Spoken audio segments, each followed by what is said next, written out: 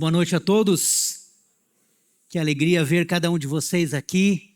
Nós estamos hoje dando início a essa série tão importante, meus irmãos, que eu tenho certeza será um momento de transformação, de cura, de restauração para cada família da nossa igreja, para cada família dessa cidade. Então, se você conhece alguém que esteja realmente precisando, que esteja a ponto de se divorciar, pais que estejam com problemas com seus filhos, convide para estar participando dessa série, porque eu tenho certeza que o Espírito Santo vai estar ministrando a cada um. E o nosso tema, você sabe, é SOS Família, e de volta ao projeto de Deus. Então, o tema da nossa mensagem hoje é o projeto de Deus para a família.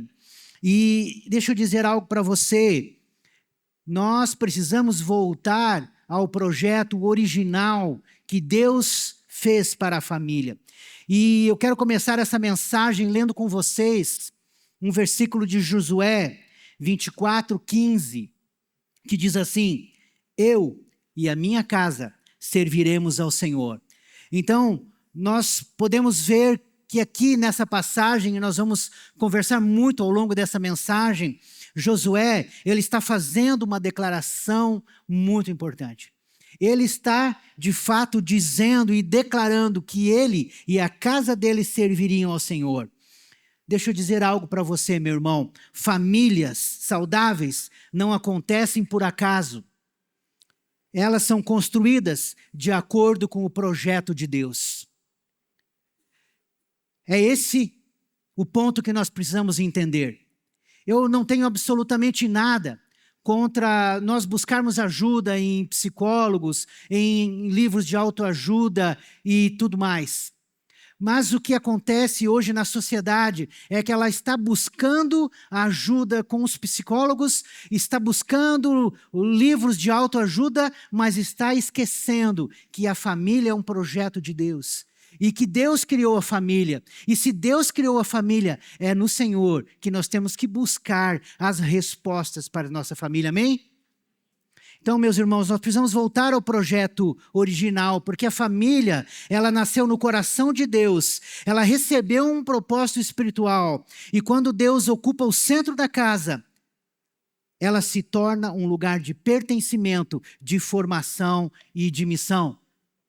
Então, a família foi gerada por Deus e a família precisa ser um lugar de pertencimento. Diga pertencimento, diga formação e diga missão. Então, por que um SOS família? Porque nós vivemos numa geração, meus irmãos, que sabe construir muitas coisas, mas que tem dificuldade de construir relacionamentos, não é verdade?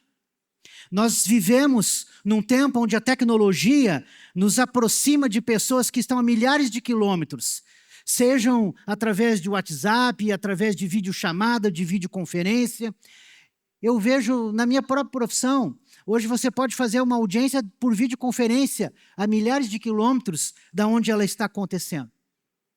Mas, com toda essa tecnologia, nós temos dificuldade de nós fazermos conexão com as pessoas que estão dentro da nossa casa. Não é verdade? Muitas vezes nós não conseguimos conversar com o nosso marido, com nossa esposa, com os nossos filhos, apesar de toda essa tecnologia. Nós temos casas muito bonitas, cada vez mais bonitas, mas nem sempre nós temos lares saudáveis. Nós temos, meus irmãos, casas maiores e mais tecnológicas, mas a família está doente, porque não existe conexão entre pais e filhos e marido e esposa. E talvez uma das maiores crises que nós estamos enfrentando na nossa oração, na nossa geração, não seja simplesmente a crise da família como instituição, mas é a crise da família como Deus a criou. Então, nessa mensagem e nessa série que nós estamos ministrando, nós vamos falar muito sobre o projeto de Deus para a família, aquilo que Deus planejou para a família, o que Deus deseja para a família. E é por isso que quando nós falamos de um SOS família, nós não estamos dizendo apenas que a família está em perigo. Nós estamos dizendo que nós precisamos voltar ao projeto original de Deus. Você pode dizer um amém? Nós precisamos voltar ao projeto original de Deus. Diga para a pessoa do seu lado, para o seu cônjuge, nós precisamos voltar ao projeto original de Deus. E a boa notícia, como eu já disse a vocês, é que Deus criou a família. E é por esse motivo que Deus sabe como a família deve funcionar. E é por isso, meus irmãos, que eu não consigo entender como muitas vezes as pessoas veem as situações difíceis dentro da sua casa, mas elas não buscam ao Senhor. Elas não buscam em Deus a solução para os problemas da sua família. Quem aqui trabalha com construção? Se você trabalha com construção, você vai entender o que eu estou dizendo. Que quando uma casa ela cai, ela vem à ruína, ela não cai de uma hora para outra. Ela começa um processo de ruína.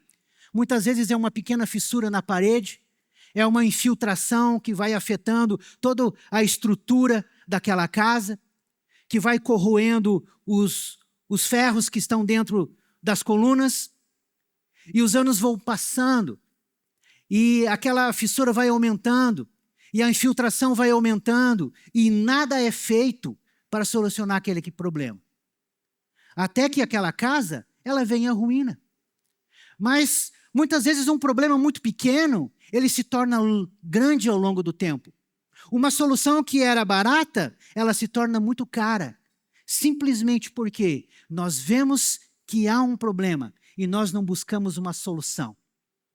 Nós não oramos, nós não lutamos pela nossa família. Nós vamos deixando as coisas como elas estão. E aí o problema de relacionamento entre os cônjuges aumenta, os anos vão distanciando cada vez mais o casal, as dificuldades vão distanciando dos filhos. Mas a mensagem, meus irmãos, que nós temos é que Deus, Ele tem a solução e a restauração para a família. No livro de Malaquias, nós vemos Deus dizendo que Ele converteria o coração dos pais aos filhos e dos filhos aos pais. E é isso que nós precisamos entender nesse tempo que nós estamos vivendo. Deus deseja restaurar a sua família. Deus deseja transformar a sua família. Porque quando nós temos uma família forte, nós temos uma igreja forte. Nós temos uma igreja poderosa que exerce o poder que Deus derramou sobre ela. Então, antes de existir Estado, antes de existir escola, antes de qualquer empresa ou de qualquer outra instituição, Deus criou a família. Então, a família não foi uma invenção da sociedade, também não foi uma invenção da igreja. A família, ela nasceu no coração de Deus. E antes de consertar aquilo que está quebrado, nós precisamos voltar ao centro do projeto original. E onde é que nós encontramos o projeto original? Na palavra. Quando você compra um eletroeletrônico, um aparelho, qual é a primeira coisa que você faz antes de instalar esse eletroeletrônico na sua casa, ou antes de ligar? O que você faz? Lê o manual? Eu escutei alguém falando, lê o manual. Por quê? Porque aquele eletroeletrônico ele foi projetado por alguém. E a pessoa que projetou sabe como deve funcionar, sabe como deve ser ligado. E aí nós temos que ir lá ler as instruções para fazer a instalação e aprender a ligar. E é assim que funciona. Eu, meus irmãos, quando tinha uns 18, 19 anos, eu acabei comprando um computador.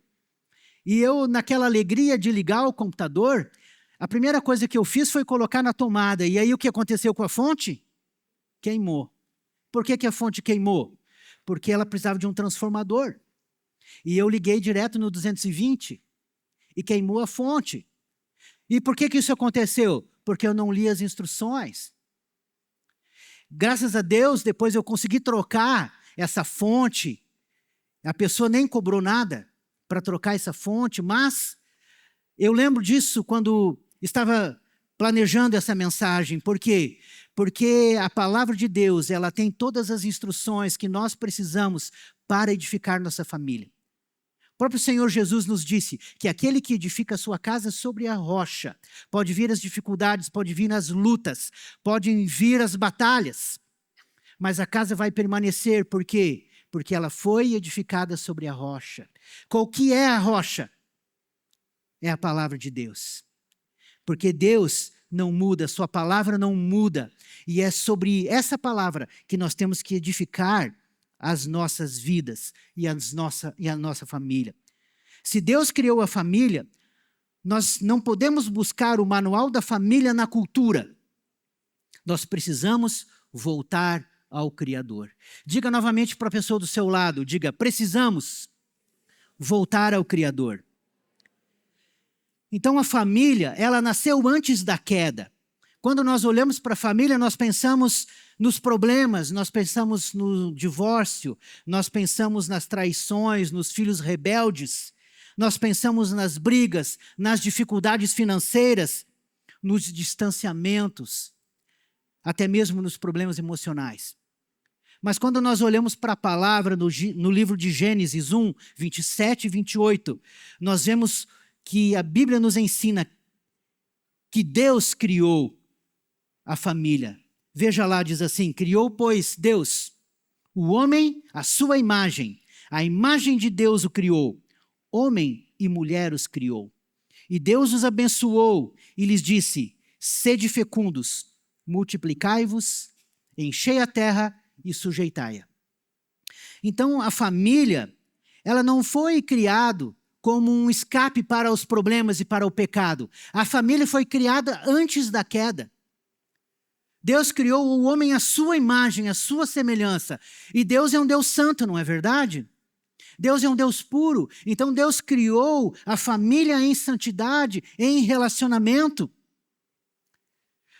Ainda em Gênesis, capítulo 2, versículo 18, nós vemos que o próprio Deus olha para o homem e diz assim, não é bom que o homem esteja só. Eu far-lhe-ei uma auxiliadora que lhe seja idônea. Veja, não foi Adão que chegou para Deus e disse, Senhor, eu estou tão sozinho, eu estou aqui nesse jardim, só dando nome aos bichos e cuidando e zelando por esse jardim e estou tão solitário. Adão não sentia sozinho. Adão estava no melhor lugar que ele podia estar, que era o paraíso, que era a presença de Deus. O próprio Senhor vinha, todo cair da tarde, final da tarde, ele vinha conversar pessoalmente com Adão. Adão não tinha problema de solidão. Adão estava muito bem. E daí eu acho que Deus olhou e disse assim para Adão, Adão, você está tão feliz. Acho que eu vou criar um problema para você. Não, é brincadeira. Deus olhou para Adão e disse, não é bom que o homem esteja só. E essa palavra bom, para nós traduzido como bom, ela é uma palavra que dá, no hebraico, no aramaico, dá um sentido de completude, de completo. Os próprios versículos da Bíblia, quando a Bíblia inicia no capítulo 1, diz Deus criou os céus e a terra, e termina dizendo, e viu Deus que isso era bom. E depois Deus criou as aves, e Deus criou os animais aquáticos, e termina dizendo, e viu Deus que isso era bom, que isso era completo. E essa é a mesma palavra utilizada aqui nesse versículo, e Deus olha e vê que não é bom, que não é completo, que Adão esteja só. Por quê? Porque Deus criou a família com propósito. O objetivo da família era relacionamento, era unidade. Era, claro, também multiplicar, gerar filhos, ter comunhão, relacionamento. Esse é o projeto original de Deus. E é para esse projeto original que nós temos que voltar. É para lá que nós temos que olhar. E ainda no capítulo 2, versículo 24, quando Adão olha para sua mulher, ele diz assim, maravilhado, essa é carne da minha carne, é osso dos meus ossos. E ele diz, portanto, como do varão foi tirado, se chamará varoa. E ele profetiza dizendo, por isso deixará o homem pai e mãe, se unirá à sua mulher, e se tornarão ambos uma só carne. Veja que aqui, nesse momento, não havia ainda nem pai nem mãe. Mas Adão, cheio da presença de Deus, ele declara o projeto da família original. Então, o casamento, ele não foi criado, meus irmãos, após o pecado. A família não foi uma solução emergencial para a queda.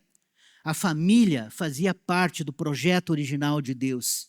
Não foi uma construção cultural, uma convenção social, ou apenas uma instituição criada para organizar a sociedade. Foi Deus que criou, diga, foi Deus que criou. Então, e se é uma criação de Deus, nós precisamos ter o cuidado de edificar as nossas famílias com base nos princípios de Deus, com base no projeto original de Deus, que são os princípios bíblicos, e não as ideias da nossa geração.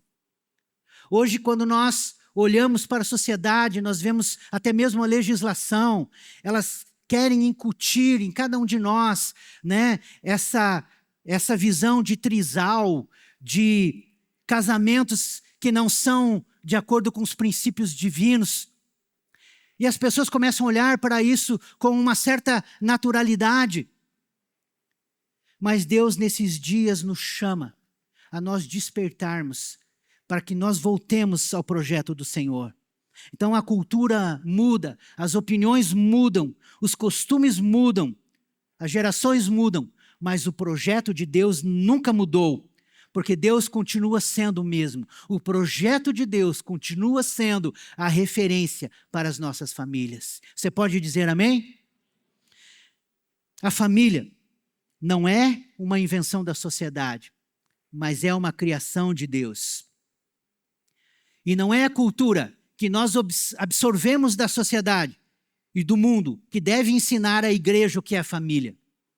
É da palavra de Deus que nós devemos buscar os princípios para as nossas famílias e também para a sociedade. Você perdeu um bom momento de você dizer amém? Então, qual é o projeto de Deus para a família? Quando nós olhamos para o livro de Gênesis, nós percebemos que Deus não criou simplesmente um homem e uma mulher para dividirem uma casa, mas Ele criou uma família com propósito. E nós já vimos, propósito de pertencimento, diga pertencimento, diga formação e diga missão. Por quê? Porque na família nós precisamos encontrar pertencimento. A família precisa ser um lugar de formação e a família precisa cumprir a sua missão. Nós já vimos lá em Gênesis 2:18, o próprio Senhor disse: não é bom que o homem esteja só. Isso fala o quê? Fala de pertencimento. Fala de unidade. Fala de união. E Adão, como eu disse, estava no paraíso, ele estava num lugar perfeito. Ele tinha o seu trabalho, ele tinha um relacionamento profundo com Deus. E isso mostra que Deus criou a família para relacionamento. Então, a família, ela deve ser um dos primeiros lugares aonde uma pessoa pudesse dizer: eu pertenço. A criança deveria crescer sabendo: eu sou amado, eu sou importante, eu não estou sozinho, eu tenho um lugar. A família deveria ser o lugar aonde o coração encontra segurança. Deveria ser o porto seguro de cada um de nós. Mas hoje o que acontece? Muitas pessoas hoje elas saem do seu trabalho e elas não têm menor vontade de voltar para sua casa. Por quê? Porque lá vão encontrar um ambiente de batalha, de confusão, de intriga. Os filhos muitas vezes preferem até dormir na casa dos amigos, porque dentro da sua casa encontram um ambiente que não é muitas vezes um ambiente agradável. Isso acontece com os maridos, com as esposas, por quê? Porque o Senhor deixou de ser o centro da família. Há filhos, meus irmãos, que têm tudo materialmente, mas eles não têm uma sensação de pertencimento. Uma geração que recebeu presentes, mas que não recebeu presença. Porque muitas vezes pai e mãe se dedicam ao trabalho, se dedicam ao emprego, a ganhar seu dinheiro, ao sustento, mas esquecem do principal, que é cuidar do relacionamento conjugal e cuidar dos filhos, como Deus planejou que eles fizessem. Filhos que receberam quartos, mas que não receberam atenção. Receberam tecnologia, mas que não têm conversa dentro de casa. Que receberam provisão, mas que não receberam afeto. Deixa eu dizer algo para você, nós na nossa casa, e eu digo de antemão, nós não somos perfeitos, eu não sou um pai perfeito, eu não sou um marido perfeito, a minha esposa não é perfeita, nossos filhos não são perfeitos, mas eu procuro dentro da minha casa ser intencional no que se refere a praticar os princípios da palavra de Deus. Então eu sou casado há 19 anos e 19 anos nós não temos televisão enquanto nós estamos sentados à mesa fazendo uma refeição. O jornal não está ligado, a televisão não está ligada. Por quê? Porque nós desejamos ser intencionais em conectarmos uns ao outro. Agora, recentemente, nós temos sido também intencionais em tirar o celular quando nós estamos sentados à mesa. E nós procuramos fazer o quê? Conversar com os nossos filhos. Ter relacionamento com eles. E quando eu vejo que eles estão com o celular, eu digo já, olha aí, deixa o celular de lado. E às vezes ali a gente está comendo, toca alguma mensagem que tu recebe, e aí você tem aquela curiosidade de ver, você vai pegar o celular, e daí eles mesmos já dizem, olha aí, você pegou o celular. E eu digo, é verdade, filho, você tem razão. É assim que nós temos que fazer, meu irmão, nós temos que aprender a nos conectar dentro de casa com a nossa esposa, com o nosso marido, com nossos filhos. A provisão, ela não substitui a presença. Dar as coisas não substitui dar tempo. Dar dinheiro não substitui dar atenção. Dar um celular não substitui dar uma conversa. Quantos maridos e mulheres nós vemos que muitas vezes não tem diálogo, não tem conversa entre eles. Muitas vezes nem dormem juntos. Por quê? Porque quem está ocupando o leito matrimonial é o filho de 2, 3, 4, 5 anos. E quando o casal deseja ter uma intimidade, ele tem que ir para outro cômodo. E assim a família vai se distanciando, o marido e a mulher vão se desconectando. E a família vai ruindo. E a fissura na parede, ela vai aumentando ao longo dos anos. E você vai enxergando o problema, você vai vendo que tem algo para ser resolvido. Mas você acha que as coisas vão se resolver sozinho?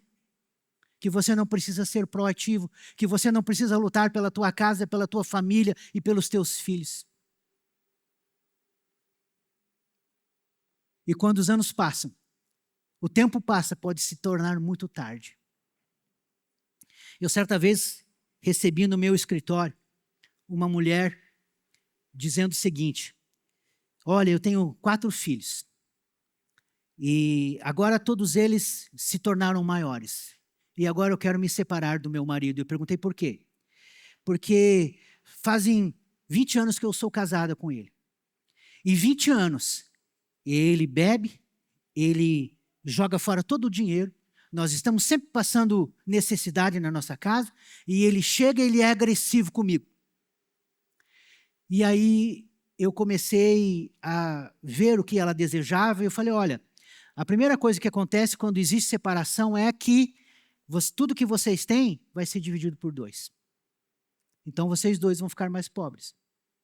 E ela falou, não tem problema, eu preciso me separar porque eu não aguento mais meu marido. São 20 anos de todo final de semana essa mesma situação. Agressividade, violência, indiferença. E eu falei, tudo bem. Então, vou falar com o seu marido. Chamei ele no escritório. Ele sentou na minha frente. E aí eu expliquei para ele a situação. E ele olhou para mim e disse assim, eu não sei o que deu nessa mulher agora, depois de tantos anos querer se separar. E eu fiquei pensando comigo mesmo, né? Aquele momento era um momento de ele cair em si e de descobrir que, de fato, aquela mulher cansou daqueles problemas, daquelas lutas, daquelas dificuldades que durante anos persistiram e ele nunca mudou. Mas na minha frente, ao invés de reconhecer seu erro, ele disse, eu não sei o que deu nessa mulher. E muitas vezes, meus irmãos, é assim que muitas famílias estão. Você vai aguentando, apenas por causa dos filhos, mas sem buscar uma solução. E eu aqui não estou dizendo que você deve desistir. Eu estou dizendo que você tem que buscar uma solução. E qual que é a solução? É voltar ao projeto original. Diga, voltar ao projeto original. Vamos dizer juntos, com convicção, voltar ao projeto original. Porque o projeto original, lá tem alegria, lá tem felicidade. Lá tem restauração, lá tem transformação. Pais, talvez uma das maiores coisas que vocês possam dar aos seus filhos não seja aquilo que está dentro de uma embalagem. É olhar nos olhos dos seus filhos, é ouvi-lo, é abraçar, é conversar, é estar presente. A família, ela não é apenas o lugar onde você mora, é o lugar que você deveria saber que pertence. É o lugar que você mais deveria gostar de estar. É na sua casa, é com a sua família. Eu tenho sempre o cuidado de conversar com a minha esposa, de tomar café junto, de fazer refeição junto. E isso é tão gostoso, porque eu tenho também, assim, vamos dizer assim, as minhas bardas. E eu gosto quando a minha esposa faz um café para mim, e ela leva o café e ela me serve, e eu me sinto muito feliz com isso. E para minha esposa, ela faz isso com naturalidade, porque ela gosta de servir, a linguagem de amor dela é servir. Então, eu fico muito feliz, porque nós ali, naquele momento, nós nos conectamos, nós conversamos. E nós somos intencionais. Volto a dizer, meu irmão, eu não sou perfeito como marido, como pai. Eu tenho, e cada vez mais me dedicado a aprender sobre isso. Mas eu procuro ser intencional, para que a gente possa edificar uma família baseado na palavra do Senhor. Então, Deus criou a família para a formação, diga formação. Então a família não é apenas uma casa, a família é uma escola. Então, antes de a criança aprender com o professor, ela aprende com os pais. Antes de conhecer valores na sociedade, ela deveria conhecê-los dentro de casa. Antes de enxergar muitos exemplos de caráter, ela deveria enxergar nos seus pais, homens e mulheres de caráter. Outro dia eu estava conversando com o pessoal ali do Kids. E aí, o pessoal repartindo e dizendo assim, olha, chegou ali uma mãe cujo filho não estava fazendo bagunça e a gente chamou, e a mãe simplesmente disse assim, olha, vocês precisam dar um jeito no meu filho, porque eu não aguento mais ele. Sabe, essa é a visão que muitas vezes nós, como cristãos, temos, que a igreja é a solução para os problemas da nossa família, que a responsabilidade de educar os nossos filhos é do pastor, é do líder team, da Lighthouse, é dos líderes da igreja, e não é verdade. A responsabilidade para educar os nossos filhos pertence a mim e a você como pais. É nós que temos que impor limites, é nós que temos que ensinar valores a eles.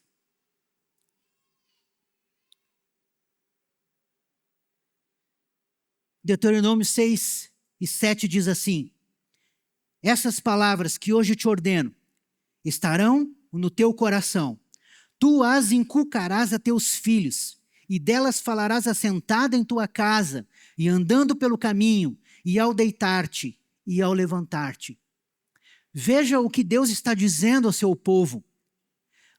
Deus havia dado leis ao seu povo, mas Deus chamou todo mundo e disse: olha, aquilo que eu te ordeno, você precisa guardar no teu coração, mas mais do que isso, você precisa inculcar isso nos teus filhos. E o que significa inculcar? Veja essa palavra. Significa você insistir, ensinar, até que entre na cuca. Até que ele entenda, até que ele aprenda, até que ele pratique. E como é que você tem que fazer isso? Você tem que fazer isso andando pelo caminho, na tua casa, ao deitar-te, ao levantar-te. Você tem que ensinar os princípios da palavra do Senhor. Eu e a minha esposa, pela manhã, nós levamos nossos filhos ao colégio. E no caminho, no trajeto, sabe o que eu estou fazendo? Eu estou orando com eles. Eu estou abençoando a vida deles. Eu estou dizendo: Senhor, aquilo que os professores ministrarem, que eles aprendam, que eles saibam que eles têm a mente de Cristo, que eles saibam que eles podem todas as coisas porque Cristo é que os fortalece. Que eles saibam, Senhor Deus, que Tu os formou para que eles tenham um futuro brilhante nas Tuas mãos. E eu oro pelas futuras esposas deles, eu oro para que Deus dê direção, para que eles tenham sabedoria a escolher suas profissões. E sabe onde isso acontece? No trajeto do colégio para o colégio. Todas as manhãs eu faço isso. Desde quando eles são pequenos. Agora vai chegar o dia que eles vão tomar as decisões deles. Vai chegar o dia que eles vão decidir se vão andar ou não nos caminhos do Senhor. Graças a Deus hoje eu os vejo servindo ao Senhor de coração. Eu não fico lá insistindo, você tem que servir, você tem que fazer. Não. Eles vão lá e eu quero servir, eu quero participar de tal ministério. O meu mais novo ficou tão feliz o dia que ele pôde pegar uma plaquinha para segurar na recepção. E ele insistiu durante tempo. Eu falei: não, filho, tem que esperar chegar a tal idade. Sabe, meus irmãos, nós precisamos inculcar nos nossos filhos que eles têm que andar no caminho do Senhor. Agora, quando nós olhamos para dentro da igreja, você mesmo pode identificar casais, homens e mulheres, que servem a Deus genuinamente, mas os filhos não estão mais na casa do Senhor. Você conhece alguém assim? E aonde está o erro? O erro está de não ter praticado esse versículo, de não ter ensinado, de não ter orientado aos filhos os princípios do Senhor. Deixa eu dizer algo para você. Eu e a minha esposa, nós somos ordenados pastores há praticamente 5 anos. Mas desde que eu me conheço, eu já estava lidando em posição de liderança dentro da igreja. E se existe uma coisa que nós como pastores sabemos, é os problemas que acontecem dentro das famílias da igreja, de modo geral. Muitas vezes problema de relacionamento, de falta de perdão. Por quê? Porque nenhuma igreja é perfeita. Nós não somos perfeitos. Eu não sou perfeito, você não é perfeito. A igreja é constituída de pessoas imperfeitas. Mas existe uma coisa, meus irmãos, que eu nunca fiz. É chegar na minha casa e usar o meu ambiente familiar para criticar quem quer que seja da igreja ou qualquer coisa que eu vi de errado dentro da igreja. Sabe por que eu não faço isso? Porque eu não quero inflamar o coração dos meus filhos para que eles saiam da igreja. Se você faz isso dentro da sua casa, sabe o que você está fazendo? Você está asfaltando o caminho para que o seu filho abandone a igreja. E aí, depois você vai dizer: não, mas a responsabilidade da igreja não é. A responsabilidade é sua como pai e como mãe, que não zelou pela sua família, que não protegeu o coração do seu filho. que não educou, que não ensinou a perdoar, a amar. E nós, como pais, nós sabemos de algo que as pessoas podem nos atingir, elas podem fazer algo contra nós, a gente mata no peito e está tudo bem. Agora, se atingir o nosso filho, dói muito mais em nós, não é verdade? E o que nós devemos fazer quando nós vemos uma situação de necessidade de perdão? Quando nós vemos que muitas vezes nossos filhos estão com um problema ali com o coleguinha. Nós temos que inculcar dentro dele que a igreja não é perfeita, ou nós precisamos ensinar a perdoar? Nós precisamos ensinar a amar. Nós precisamos ensinar que ele deve fazer a sua parte, porque ninguém é perfeito. A formação espiritual, ela acontece na mesa, no carro, antes de dormir, nas conversas, na maneira como o pai trata a mãe, como a mãe trata o pai, como os pais enfrentam uma crise, como os pais lidam com o dinheiro. Se os pais pedem um não perdão, e na forma como os pais tratam as pessoas. Existe uma pergunta, meus irmãos, que nós temos que fazer em silêncio e refletir muito profundamente sobre isso. O que os meus filhos estão aprendendo sobre Deus, observando a minha vida? Você já parou para pensar sobre isso? O que os meus filhos estão aprendendo sobre Deus, observando a minha vida? Os filhos aprendem o evangelho que nós pregamos, mas principalmente o evangelho que nós vivemos. A casa é o primeiro púlpito que os nossos filhos conhecem. Vamos dizer juntos, diga: a casa é o primeiro púlpito que os meus filhos conhecem. A maneira como você trata seu cônjuge, a maneira como você fala com seus filhos, é a pregação que eles mais vão dar ouvidos.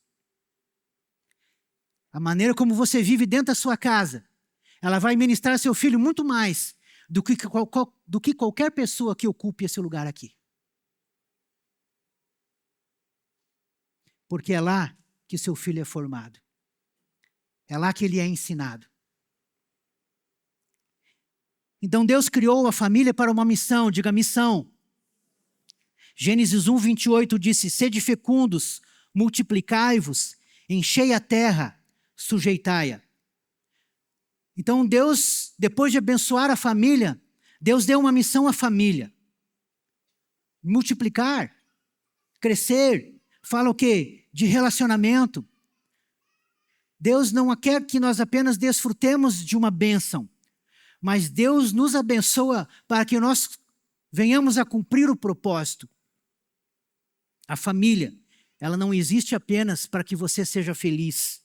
Ela existe para cumprir um propósito. Diga: a família, ela existe para cumprir um propósito. Então a sua casa, ela pode ser um lugar de oração, ela pode ser um lugar de discipulado, de hospitalidade, de serviço, de generosidade, de reconciliação. A sua casa, ela pode ser um lugar onde as pessoas encontram Jesus. Eu tenho pais que não são perfeitos. Mas existe uma coisa que eu vi dentro da minha casa. Eram muitas vezes 30, 40 jovens ali dentro de casa. Um ambiente de Deus. E muitas vezes meu pai fazendo cachorro quente para todo mundo, fazendo macarronada para todo mundo. E quem sabe, né? Quem sabe que cozinha, sabe que muitas vezes isso tem um custo, não é verdade?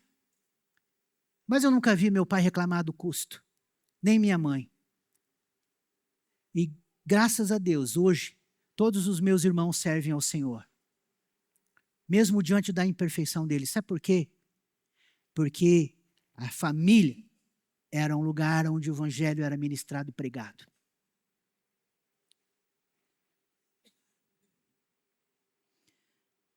Josué 24:15. Eu e a minha casa serviremos ao Senhor. Veja que Josué não disse, eu servirei ao Senhor. O que foi que ele disse? Eu e a minha casa. Então isso é uma visão de família. Ele entendeu que o negócio não era apenas com ele, mas era com a esposa, era com os filhos. Era transmitir os princípios de Deus para a geração que viria depois deles. Josué entendia que a sua fé não terminava nele. Uma fé, meus irmãos, que não alcança a próxima geração, corre o risco de terminar na nossa geração. Nós não estamos apenas criando filhos para o mundo, nós estamos formando uma geração para Deus. Vamos dizer isso juntos? Diga, não estou apenas formando filhos para o mundo. Eu estou gerando uma geração para Deus.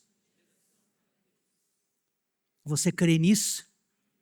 Amém? Porque essa é a missão da família. O casamento, meus irmãos, o casamento é uma aliança. O casamento não é um contrato. Gênesis 2:24, nós já vimos esse versículo. Adão, ele profetizou e ele disse, por isso deixará o homem seu pai e sua mãe, se unirá à sua mulher, tornando-se os dois uma só carne. Jesus em Mateus 19:5 e 6 reafirma esse mesmo princípio. O próprio Jesus diz, por essa causa deixará o homem pai e mãe, se unirá à sua mulher, tornando-se os dois uma só carne, de modo que já não são mais dois, porém uma só carne. Portanto, o que Deus ajuntou, não separe o homem. Eu costumo dizer que o casamento é a mistura do café com leite. Né? Quem aqui é da turma do café? Café puro? Preto, sem açúcar. Quem é da turma do leite? Quem aqui gosta de café com leite? Então, eu sou da turma do café puro, sem açúcar. Mas o casamento, ele é o café com leite. Por quê? Porque quando você casa, você mistura o leite e o café. E depois que você misturou o leite com o café, você não consegue mais separar o leite do café, não é verdade? Você pode pegar 2 xícaras e você pode dividir o café com leite. Mas você jamais vai separar o leite do café e o café do leite. Por quê? Porque uma vez que você casou, você não é mais você mesmo. Agora você e seu cônjuge são um só. Inseparáveis. E aquilo que Deus uniu, não separe o homem. Então, o casamento bíblico é muito mais do que uma instituição, é uma aliança. O contrato, ele pergunta o que eu ganho. Mas a aliança, ela pergunta o que eu prometi. Quem aqui é casado? No dia do seu casamento, você repetiu palavras e você fez uma aliança com seu cônjuge. Você lembra o que você falou? Não, faço questão de esquecer, pastor. Não, meus irmãos. Nós temos que lembrar das promessas que nós fizemos, da aliança que nós fizemos. Você precisa ser fiel às promessas que você fez. Não foram apenas palavras lançadas ao vento, que você teve que repetir, porque ali o pastor estava conduzindo aquela cerimônia. Não, você estava fazendo uma aliança, um compromisso. O contrato, ele diz, eu cumpro a minha parte enquanto você cumprir a sua. Mas a aliança diz, eu permanecerei fiel àquilo que eu prometi. O contrato, ele é fundamentado principalmente em direitos e obrigações. A aliança é fundamentada em compromisso e fidelidade. O contrato pergunta, o que eu tenho direito a receber? A aliança pergunta: o que eu prometi entregar?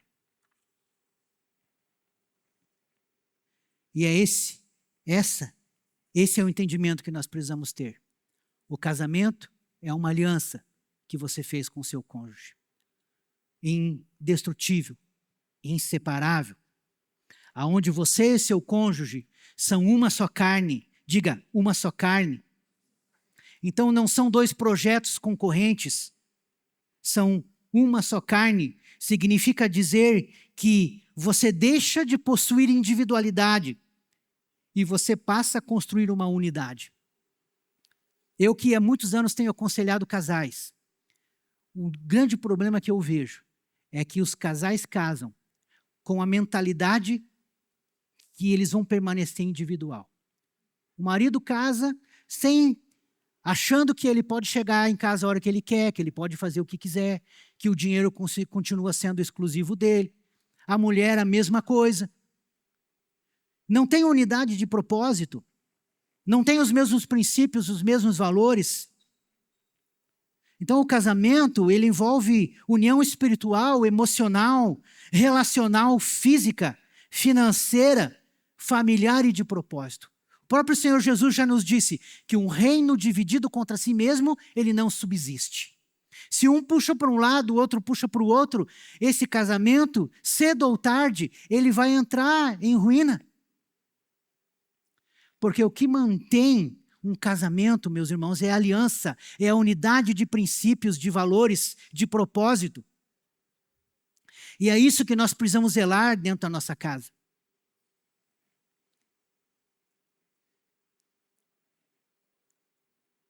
Não é mais minha vida, é nossa vida. Não é mais meu dinheiro, é nossa vida financeira. Se existe algo que eu nunca fiz nesses 19 anos de casado, é chegar em casa com o aparelho de televisão embaixo do braço, dizendo, eu comprei. Não.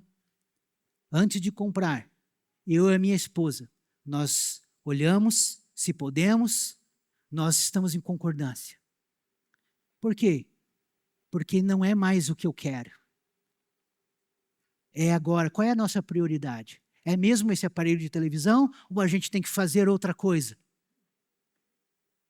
Mas muitos casais, meus irmãos, eles mergulham em problemas financeiros profundos porque eles têm uma vida financeira separada um do outro.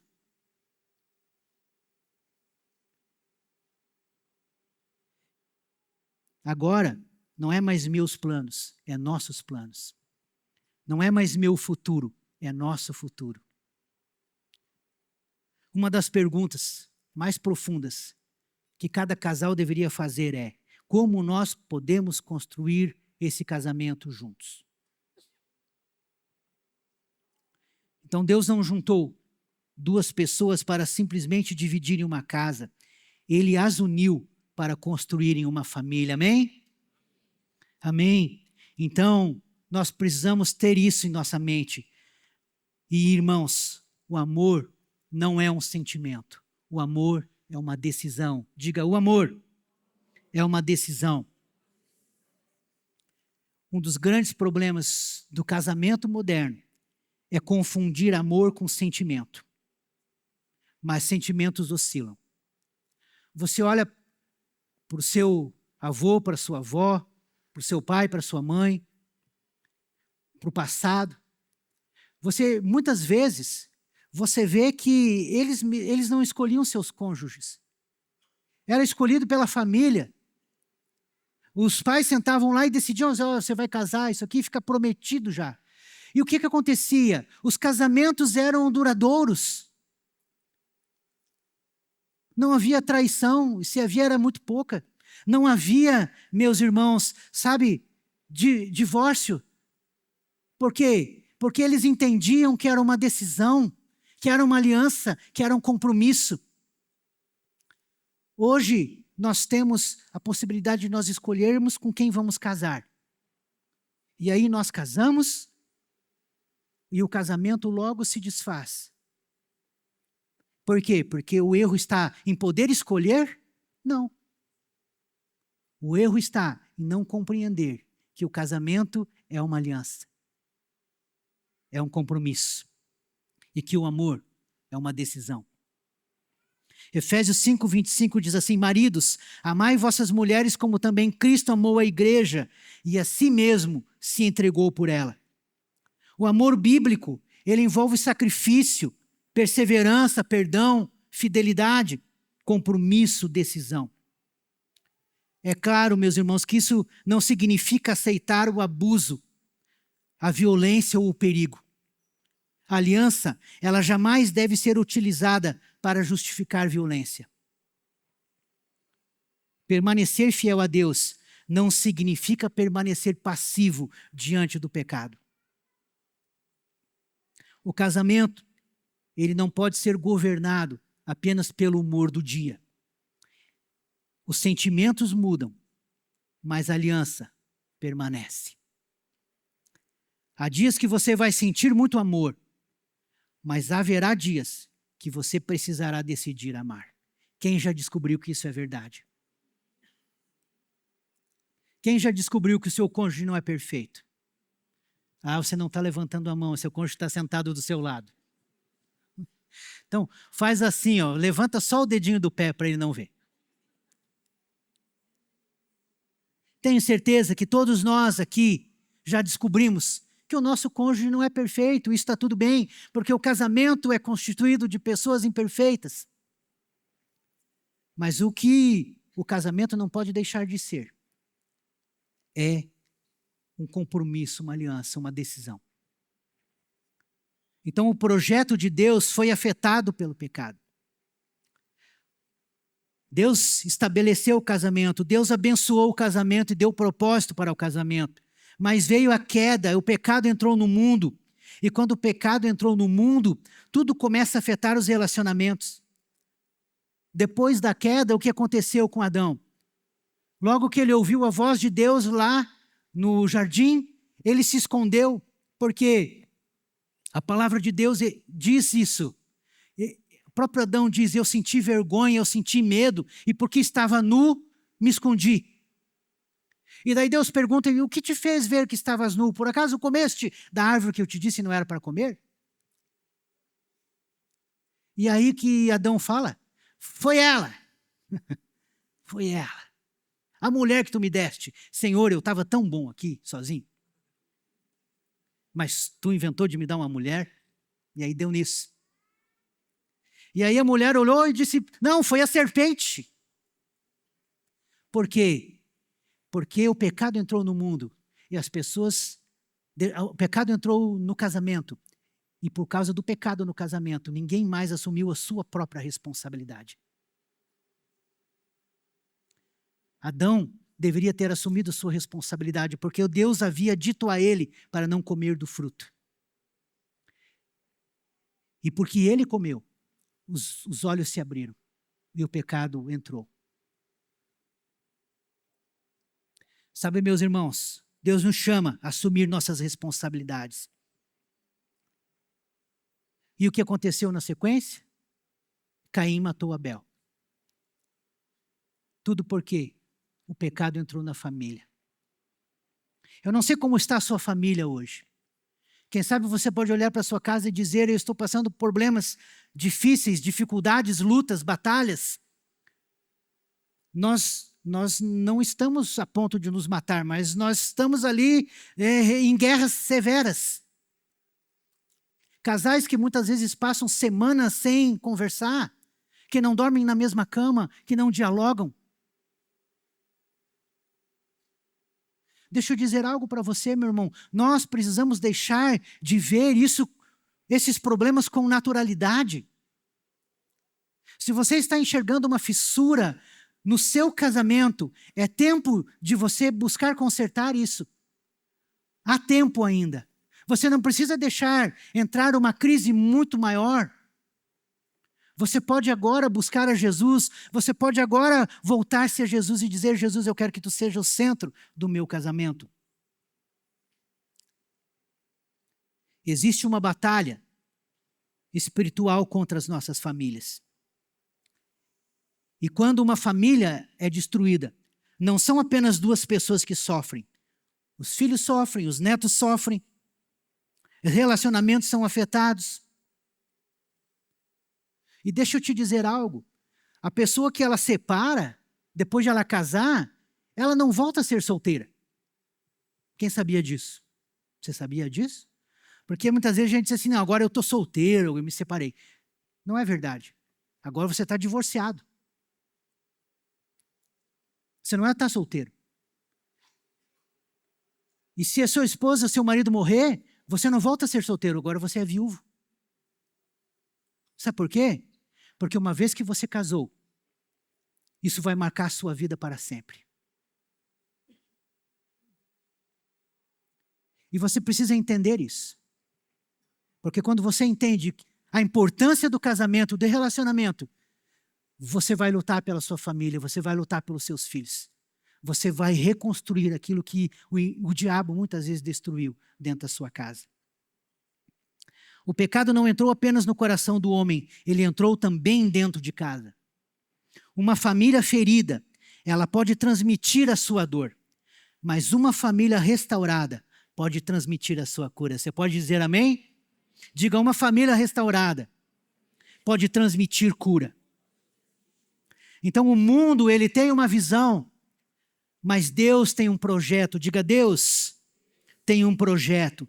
E nós precisamos voltar à palavra, nós precisamos perguntar para nós mesmos o que Deus diz a respeito da família.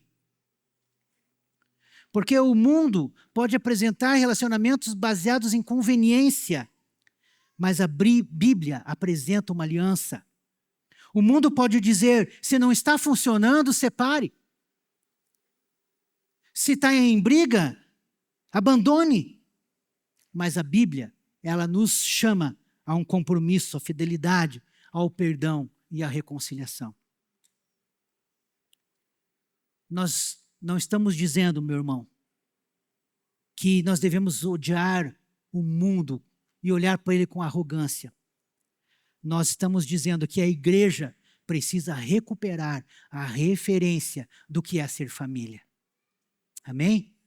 Diga, a igreja precisa recuperar a referência do que é ser família. Então a família não deve ser moldada pelo espírito deste século. Ela precisa ser formada pela palavra de Deus. E a maior crise,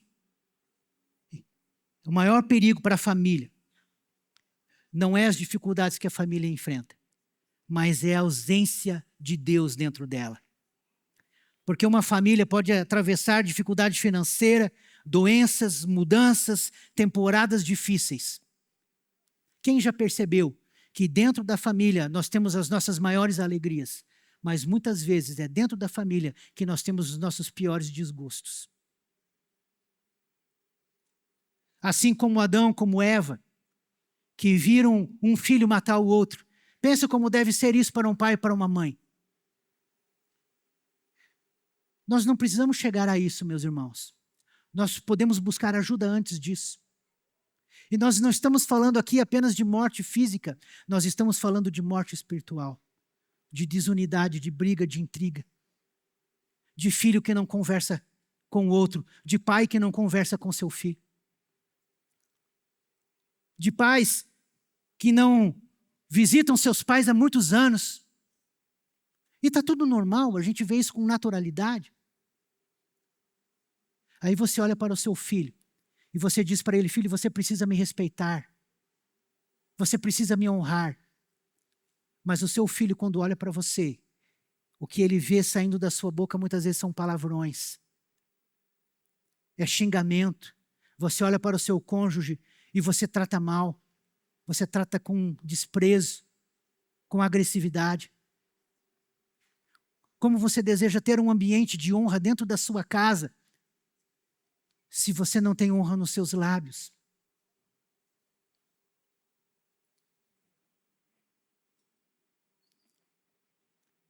Nós precisamos voltar ao centro. Jesus é o centro, amém? Diga, Jesus é o centro. O problema de muitas famílias não é simplesmente a falta de tempo, é a falta de Cristo ser o centro. E quando Cristo ocupa o centro da casa, cada pessoa começa a encontrar o seu lugar dentro da família. E você poderia perguntar, mas pastor, como proteger o casamento? A primeira coisa que você deve fazer é proteger o seu coração. Diga, proteger o seu coração. Sobre tudo o que se deve guardar, diz Provérbios 4:23. Guarda o teu coração, porque dele procedem as fontes da vida. Então a traição, o adultério, ele não começa repentinamente. Você não cai em adultério repentinamente. Sabe o que acontece? É aquela amizade que você tem no seu trabalho com alguém do sexo oposto. É abrir o teu coração para alguém que não seja o seu cônjuge. Aquela fantasia alimentada. Aquele vídeo que você vê na internet. E você vai alimentando, você vai comparando o seu cônjuge com aquela outra pessoa. Vai desenvolvendo amizade emocional. E quando você se dá conta, você cai em adultério. Tudo porque você não cuidou do seu coração. Deixa eu dizer algo para você. Não brinque com aquilo que pode destruir o que você levou anos para construir. Eu tomei uma decisão.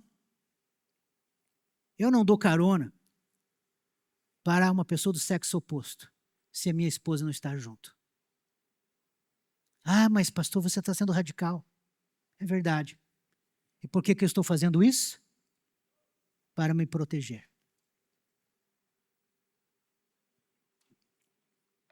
Tenho certeza que se você fizer a mesma coisa, você vai colocar guarda-reios para proteger a sua vida e o seu casamento. Outra coisa que você precisa proteger é proteger o tempo. Diga, proteger o tempo. Não basta morar na mesma casa, é preciso estar presente, é preciso ter momentos sem celular, é preciso conversar, comer juntos, criar memórias. Sábado, na minha casa, é o dia que eu cozinho. E é o dia que os meus filhos esperam que eu faça algo diferente. Então, eles já ficam imaginando o que é que o pai vai fazer de comida no sábado. Né? E, claro, que isso não significa que você não possa me convidar para almoçar na sua casa no sábado. Que daí a gente deixa para o sábado seguinte. Mas deixa eu dizer algo para você. É o dia que os meus filhos ficam pensando, o que meu pai vai fazer de almoço? E eu tenho a maior alegria de ficar ali, cortando uma cebola com eles, de ensinando algo, sabe por quê? Porque eu estou gerando memórias. Muitas vezes eu fico até agoniado, aquela cebola eu podia cortar em 1 minuto, mas aquele que está ali me ajudando vai levar 10 minutos e não tem problema. Não tem problema. A gente não tem hora para comer no sábado. Porque o importante, meu irmão, é criar memórias, conexões. Famílias não são construídas apenas compartilhando um teto, mas compartilhando vida. Amém?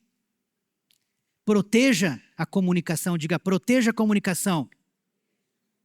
Uma coisa que a gente tem que aprender a dizer é, eu errei. Deixa eu começar com as irmãs aqui. As irmãs muitas vezes têm mais dificuldade de reconhecer isso. Olhe para o seu cônjuge do lado. E diga assim, eu errei. Ixi, está fraco. Está fraco, vamos um pouquinho mais forte. Diga, eu errei. Você consegue dizer, vamos dizer de novo, diga, eu errei. Agora os maridos olhem para sua esposa e diga junto, diga, me perdoe. Está fraco também, vamos lá, vamos treinar, diga, me perdoe. Continua fraco, vamos lá, me perdoe. Ah, ótimo. Eu não entendi você. Como eu posso melhorar? O que você está sentindo? Vamos resolver isso juntos? Sabe, deixa eu dizer algo para você. O problema é o problema. O problema não é o seu cônjuge. O problema é o quê? O problema. O problema não é o seu cônjuge. Você não pode tratar seu cônjuge como um inimigo, porque ele não é. Ele não é o problema. Vocês têm que detectar qual é o problema e resolverem os problemas juntos. Lutando pelo casamento, pedindo perdão, se reconciliando, conversando. Proteja, meu irmão, o altar da casa. Uma família, ela não pode depender apenas do culto de domingo. A igreja, ela ajuda a família. Eu acho que eu já disse aqui hoje à noite, nós temos tantos ministérios maravilhosos, o ministério dos teens, dos kids, dos jovens. Temos o ministério de casal. A nossa igreja tem curso de homem ao máximo, de mulher única, de experiência do lar, casados para sempre, pais para toda a vida. Quantas ferramentas a nossa igreja tem para a edificação da família. E que muitas vezes a gente fica como pastor insistindo, olha, faça esse curso, participe, invista na sua família, porque é importante. E a gente vê que as pessoas muitas vezes não desejam porque elas veem a fissura na parede do seu casamento, mas não desejam buscar ajuda. Não é errado você buscar conselho pastoral. Não é errado você falar com seu líder de célula e dizer, olha, eu estou passando uma crise no meu casamento. Errado, meu irmão, é você tratar isso com naturalidade. Porque cedo ou tarde, se esse problema não for solucionado, ele vai aumentar. A crise vai piorar. E aí, o seu casamento vai ruir. E de quem é a responsabilidade? É sua. Que no momento que você precisou, você não buscou conselho, não buscou ajuda. Você não investiu no seu casamento como deveria. Ore com seus filhos. Leia a Bíblia. Agradeçam juntos. Ensine seus filhos a buscar o Senhor. Peça perdão quando errar. Faça da fé algo que eles veem ser vivido dentro da sua casa. Então a igreja, ela não pode ser o único lugar onde seus filhos encontram Deus. Deus precisa ser encontrado dentro de casa. Diga, Deus precisa ser encontrado dentro da minha casa. Uma pergunta. Se os seus filhos reproduzirem a sua vida espiritual, como será a próxima geração? Você já parou para pensar? A nossa maior herança, meus irmãos, não será aquilo que nós deixaremos para os nossos filhos, será aquilo que nós deixaremos dentro deles, de formação, de caráter. Então Deus, Ele não abandonou o projeto. Talvez você esteja pensando, pastor, a minha família está longe demais, meu casamento já foi ferido, meu relacionamento com os meus filhos está quebrado, nós já erramos muito. Então, eu quero dizer algo para você. A história da sua família não terminou. Amém? A história da sua família não terminou. O último capítulo da sua família, ele vai ser escrito pelo Senhor. Mas você precisa fazer o quê? Fazer de Jesus o centro da sua casa. Você precisa entregar a sua família para Jesus. Você precisa lutar pelo seu casamento, lutar pelos seus filhos, lutar pelo relacionamento dentro da sua casa. O projeto original foi afetado pelo pecado, mas ele não foi abandonado por Deus. O SOS Família não é uma série sobre famílias perfeitas. É uma série sobre famílias que precisam da graça de Deus. E nós, meus irmãos, não devemos fingir que está tudo bem dentro da nossa casa. Nós precisamos trazer a nossa casa para Jesus. Diga, eu preciso trazer a minha casa para Jesus. O pecado pode ter escrito capítulos dolorosos dentro da sua família, mas ele não recebeu autorização para escrever o último capítulo. A graça de Deus não nos chama a fingir que está tudo bem. Ela nos chama a trazer Jesus para aquilo que não está bem. Como está o seu casamento? Como está o seu relacionamento conjugal? Como está o seu relacionamento com os filhos? Como está a sua família? É importante você olhar para dentro da sua casa e você pensar e dizer: Senhor, eu quero que você restaure e transforme a minha casa. Nessa série, meus irmãos, nós precisamos tomar 3 decisões. Nós precisaremos tomar 3 decisões. A primeira decisão é deixar de normalizar famílias doentes. Nem tudo aquilo que a nossa geração chama de normal é saudável. Brigas constantes não são normais. Ausência emocional não é normal. Falta de perdão não é normal. Desrespeito não é normal. Infidelidade não é normal. Pais que não conversam com seus filhos não deveriam ser normais. Nós precisamos voltar ao padrão divino. Aquilo que é comum na sociedade não necessariamente é saudável aos olhos de Deus. A segunda decisão que nós precisamos tomar é: vamos parar de esperar que o outro mude. Porque muitas vezes os casais, eles ficam dizendo: quando o meu cônjuge mudar, eu mudo. Quando ela mudar, eu mudo. Quando ele mudar, eu mudo. Quando os meus filhos mudarem, eu mudo. Mas talvez Deus esteja dizendo: comece com você. Comece agora. Mude você primeiro. Uma decisão que você precisa tomar. Eu vou buscar a Deus. Eu vou pedir perdão. Eu vou mudar a maneira de falar. Eu vou voltar a servir. Eu vou reconstruir a minha casa, o meu casamento. O avivamento, meus irmãos, ele começa quando alguém decide: eu vou começar. Essa decisão você precisa ter dentro do seu coração. E a terceira decisão é aquela que nós já vimos, de Josué 15, 24. Que não é apenas uma frase bonita. Ela é: eu e a minha casa serviremos ao Senhor. Vamos dizer juntos? Diga: eu e a minha casa serviremos ao Senhor. Você pode dizer de novo? Diga: eu e a minha casa serviremos ao Senhor.